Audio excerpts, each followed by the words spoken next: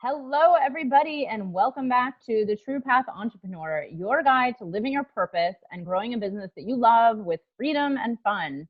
I'm your host, Beth Weinstein. I'm a transformational business coach helping current and aspiring entrepreneurs grow their business so that you can help more people, profit with your passion, and having thriving, fulfilling, purpose-based business you love working on your own terms from anywhere. And today I'm really excited because I get to talk to a local New Yorker, Anna Yusim. I hope I pronounced that right. Dr. Anna is a board-certified psychiatrist, lecturer at Yale Medical School, speaker, and filmmaker. She's also the best-selling author of Fulfilled: How the Science of Spirituality Can Help You Live a Happier, More Meaningful Life. As a psychiatrist in private practice in Manhattan, Dr. Yusim has helped 1,000 patients to live happier, more meaningful lives. And Anna, thank you so much for joining me today. I love talking to fellow New Yorkers, especially those that are helping people in Manhattan, because I swear to God, we are the people that need the most help on this planet, right? You could not be more right. And it's a pleasure to be here, Beth. Thank you so much. I love New York, and I also love helping New Yorkers. So Yes. a pleasure to do this work. But you're right. New York is a crazy place. There's more hustle and bustle than in much of the rest of the world. And with more hustle and bustle, more stress, more anxiety, harder to balance your life, and all those things. This is precisely what I try to help my patients do, and also what I try to help people with in my book. Yeah, I love it. So, I could ask your whole history of how you got started, but, I actually just want to cut to the chase because I know you're a psychiatrist in private practice. For those of you listening that don't understand how New York City is, like 99.999% of the people that live there have a therapist because it's a really intense place. And I would have never survived 21 years there without many therapists and coaches helping me along. But can you tell me, I know, you published this best-selling book about fulfillment, and a huge part of this series is about finding one's purpose and really tapping into that and really finding true fulfillment in work. And, the reason I focus on work is, first of all, it's just in my nature to focus on work and business. But, this is a huge part of our lives is what we do for a living. We all have to work. We're all here for a, greater purpose. Can you tell people what inspired you to write this book and tell a little bit more about the premise of it? Yeah, and I love that you're focusing on work because Sigmund Freud said that mental health is actually being able to have security and happiness in love and in work. So work is one of the two most important things. Later in his life, Sigmund Freud added play. So love, work, and play. But for the majority of his career, love and work were the two things. And indeed, our work, especially in New York, is something that consumes so much of our lives. It is hopefully something that people aren't just doing to make money or to make ends meet or to have something to do, even though certainly the structure that work provides is a really healthy part of everybody's life. Work is something that's more than just work. It's a sense of purpose, a calling, that you're doing something that really aligns not just with, your company's mission, but also with your heart and soul. And that's the first part of my book. It's about authenticity, figuring out who are you really and how can you bring your light into the world in a way that's really going to help humanity. To be able not just to do what you're good at, but to do actually what is a manifestation of your own set of unique talents and abilities and interests, and really a contribution that only you uniquely can make in this world. So this is, in my book, what I try to focus on and give people concrete tools to first narrow down on what is my sole purpose in this way, and then how do I take steps to align with it.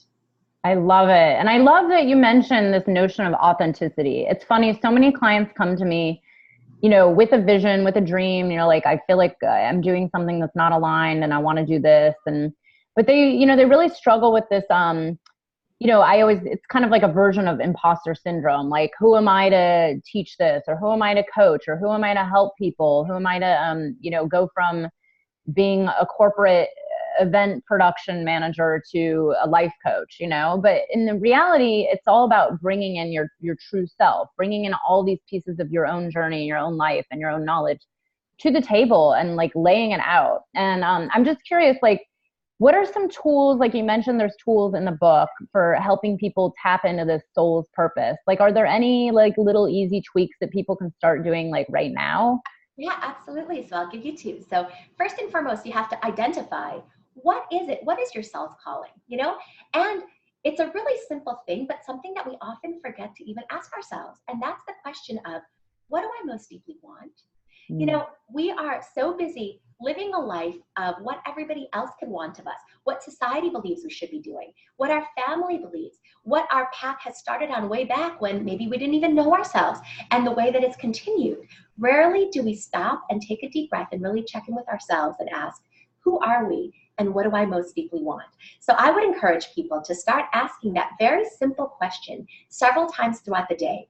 And what that does is it actually primes your subconscious to start thinking about that and really processing it on a deeper level to figure out, am I aligned with myself? Am I doing what I want?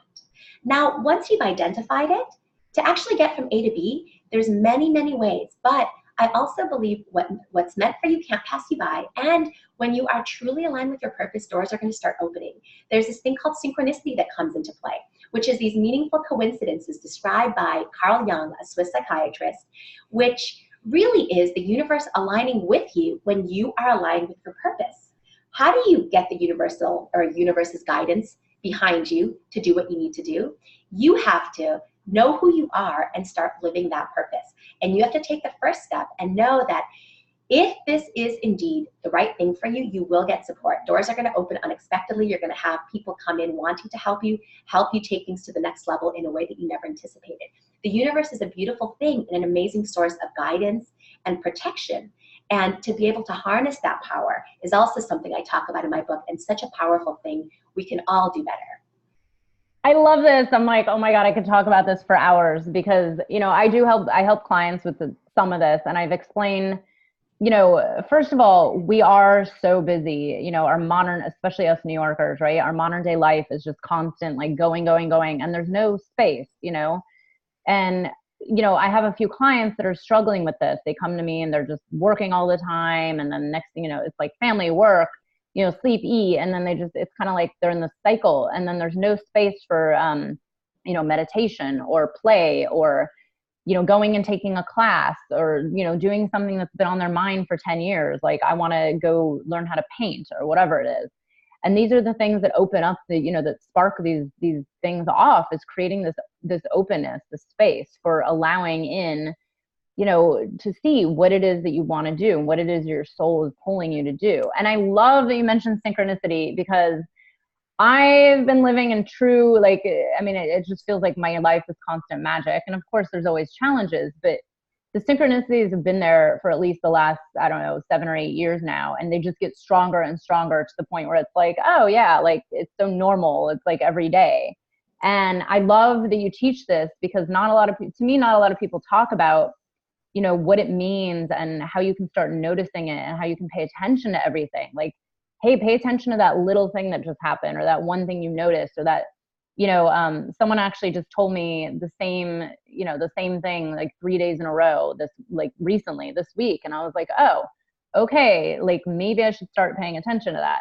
So now I'm just curious, you know, a lot of the things that I find with clients, and I know you probably do too, and I'm sure this is in your book, but you know, let's say someone is an attorney or an accountant working in corporate, and they're making great money, and, you know, but they are truly feeling unfulfilled. And they're, you know, let's say they've been dreaming of being an artist, you know, and then they, you know, that's such a huge transition to go from this secure job and corporate, all these benefits, to, you know, putting yourself out there as an artist and seeing what happens. And you know what comes up next is it's huge amounts of fear and huge amounts of doubts, and, you know, not sure and not trusting themselves. Like, what's the trick for people to get over the fears and the doubts and the worries?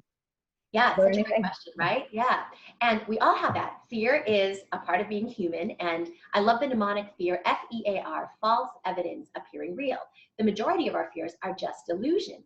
But how do we see that? And how do we see that, especially when we have a family to feed, we have a mortgage to pay off? What do? Give up our amazing high-paying job, which is unfortunately handcuffs, and we feel like we're selling our soul, and are miserable, you know, which I have so many patients who have made the choice to do this.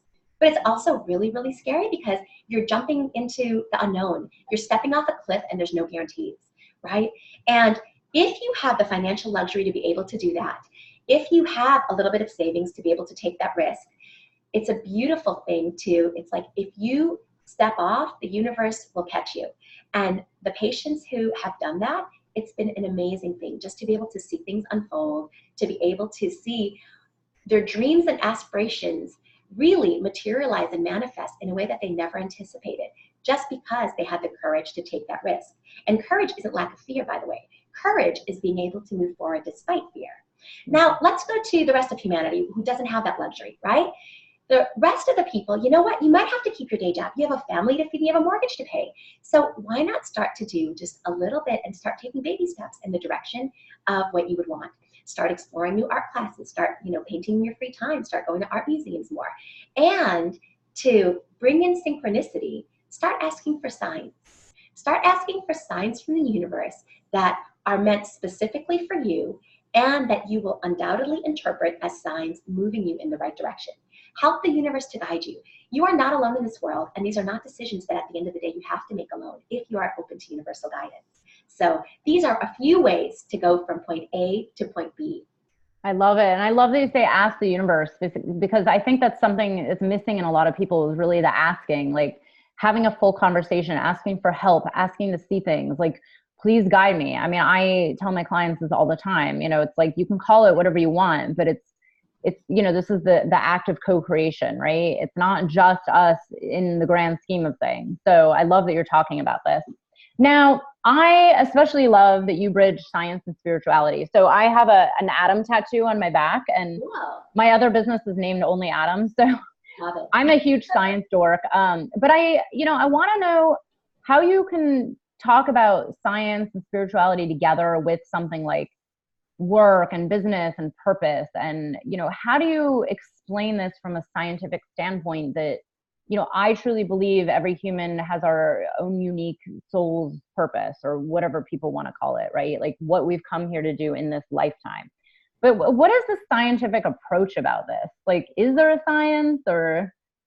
That's actually precisely why I wrote this book, because there isn't much done on this, and often science and spirituality are these two completely opposing worlds. Science is all about that which is testable, reproducible, subject to double-blind, randomized controlled trials, something that's empirical and seen with your eyes. Whereas spirituality is much more mystical and something you experience more than see, not necessarily reproducible, and actually usually subjective and deeply personal or transcendent. So this is why in our world, and especially in medicine, the two are often at odds. Interestingly though, there are more and more studies starting to legitimize the power of spirituality in healing.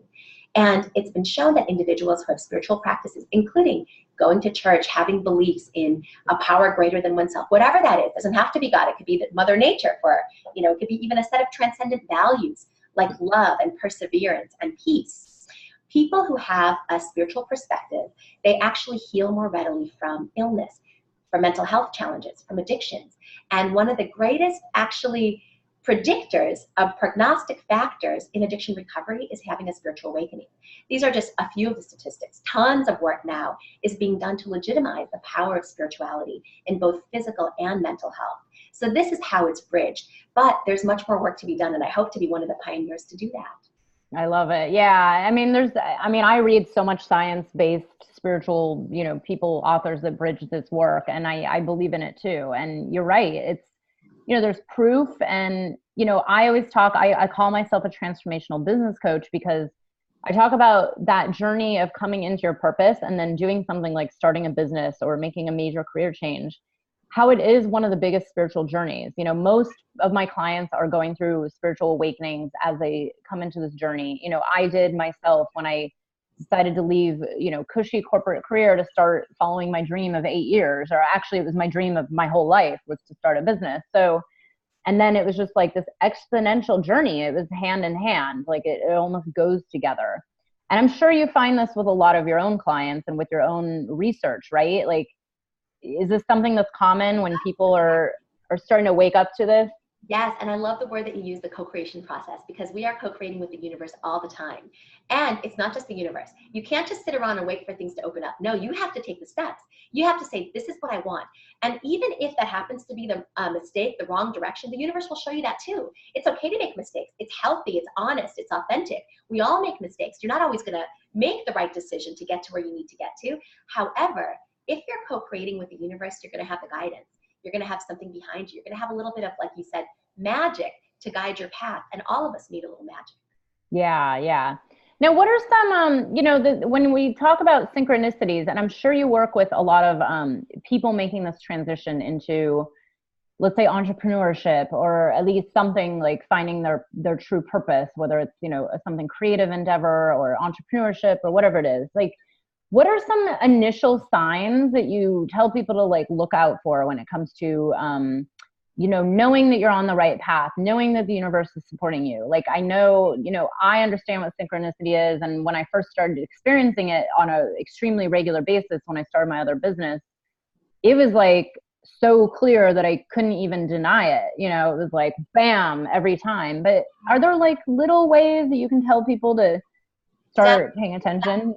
Yes. So let's talk about synchronicities. How do you recognize them? How do you beckon them? How do you ask for them and call them into your life? So first of all, a synchronicity is a meaningful coincidence.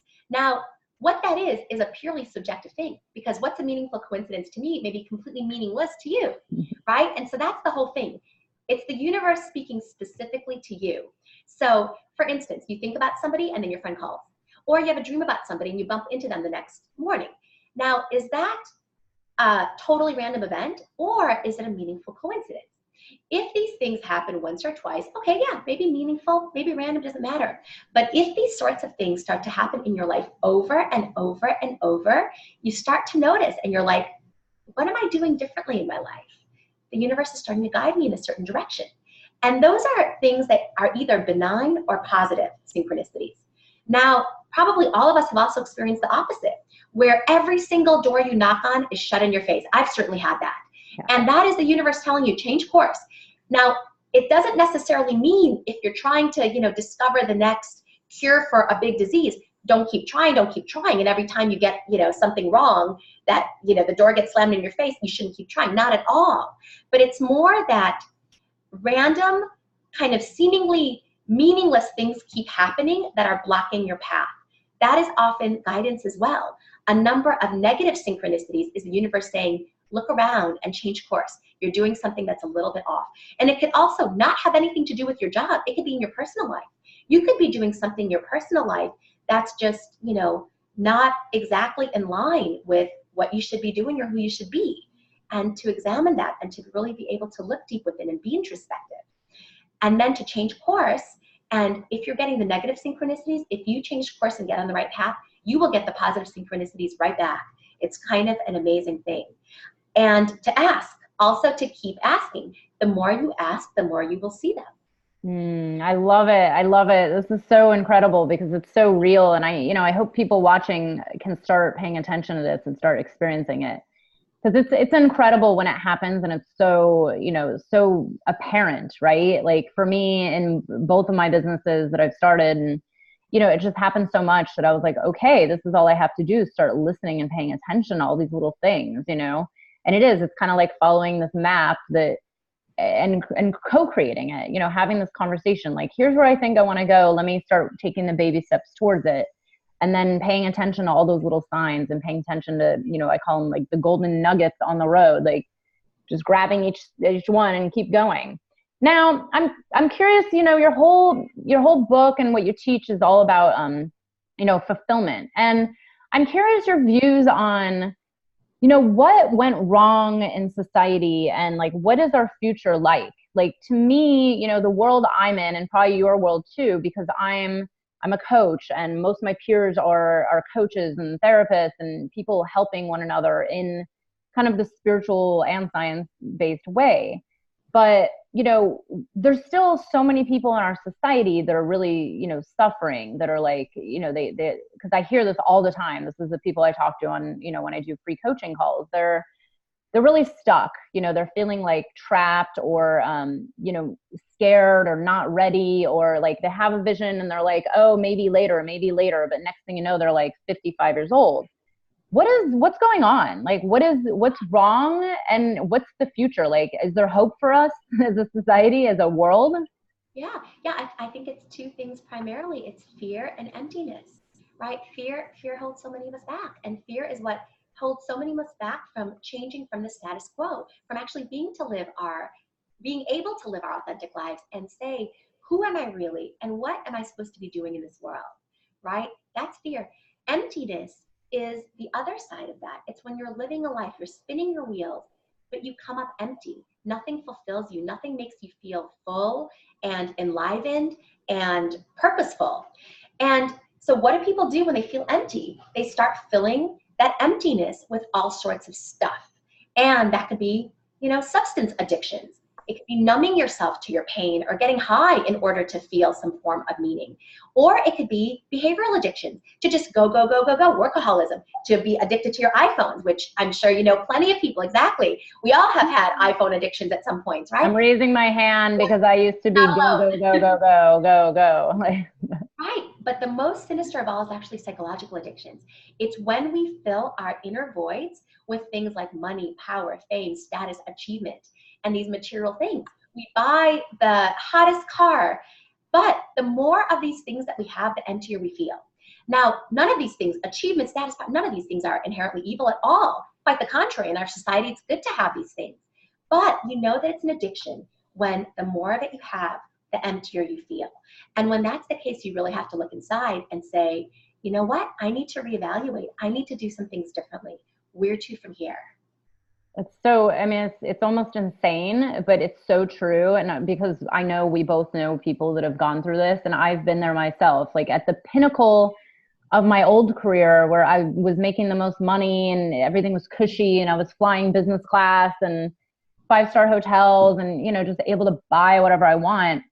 I remember feeling this, and, I had a group of friends that were very much like this. We were all making money, and it's a very New York City way of living too. And I know it's not just New York, it's like very urban way of living where it was like just nice dinners and nice this and buying things and like shopping every weekend. And it was like, oh my God, like I just knew, I started to feel like this is not fun. Like there's something missing. There's something not there.